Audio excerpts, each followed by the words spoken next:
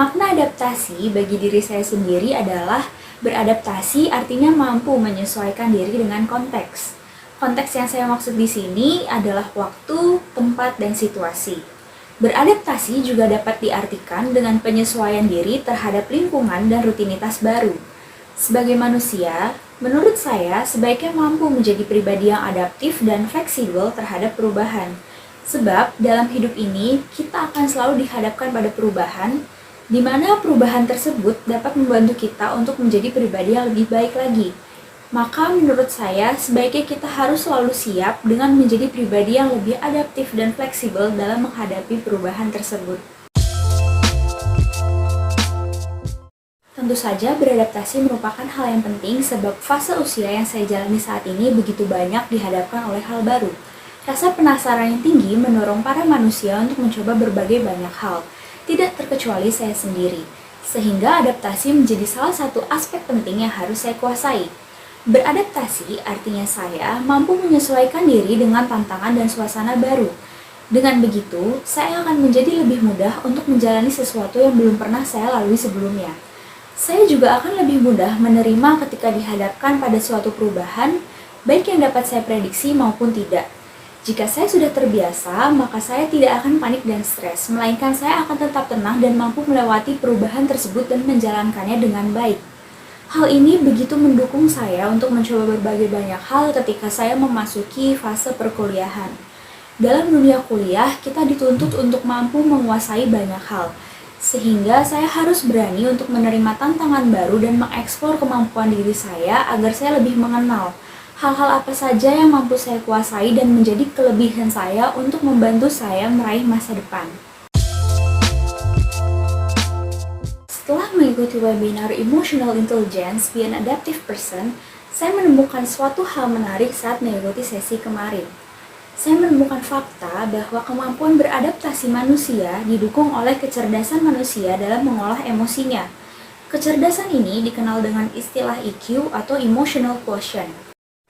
Saat mengikuti webinar, saya juga melakukan 2 kali personal assessment, di mana pada hasil yang saya peroleh, saya mengetahui bahwa saya sudah memiliki kecerdasan emosi yang cukup baik.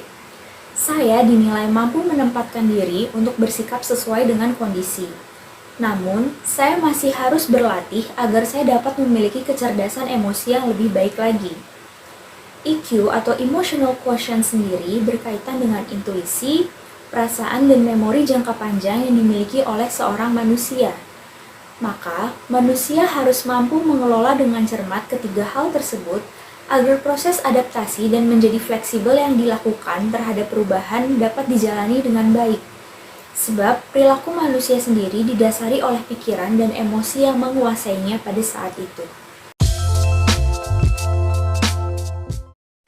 Kecerdasan emosi yang dimiliki manusia dapat dilihat dari berbagai aspek. Misalnya seperti kesadaran diri. Saya memiliki kesadaran diri yang cukup baik dilihat ketika saya mampu menempatkan diri, seperti misalnya saya kapan harus bercanda dan kapan saya harus serius. Saya juga dapat membedakan situasi di mana saya harus bersikap sopan kepada orang yang pantas dihormati dan menghargai orang-orang di sekitar saya. Salah satu bentuknya adalah dengan berpakaian yang pantas. Ada situasi di mana jika saya harus datang ke kampus, maka saya menggunakan pakaian formal dan rapi. Berbeda ketika saya pergi ke mall untuk mencari hiburan, saya dapat menggunakan pakaian yang kasual.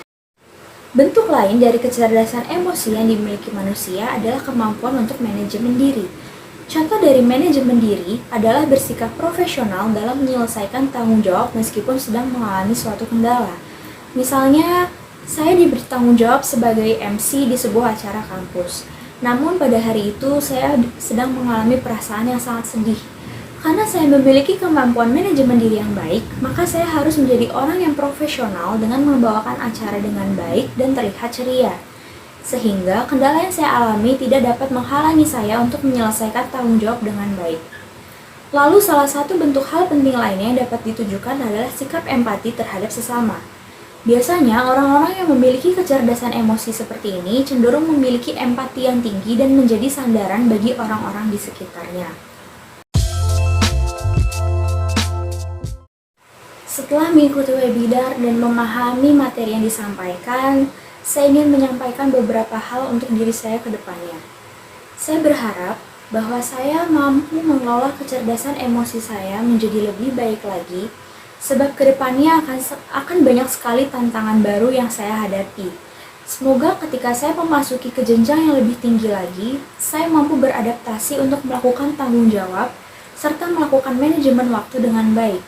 Sikap fleksibel dan mau menerima perubahan harus tetap saya latih sehingga kedepannya saya dapat mengurangi stres ketika dihadapkan oleh tantangan baru.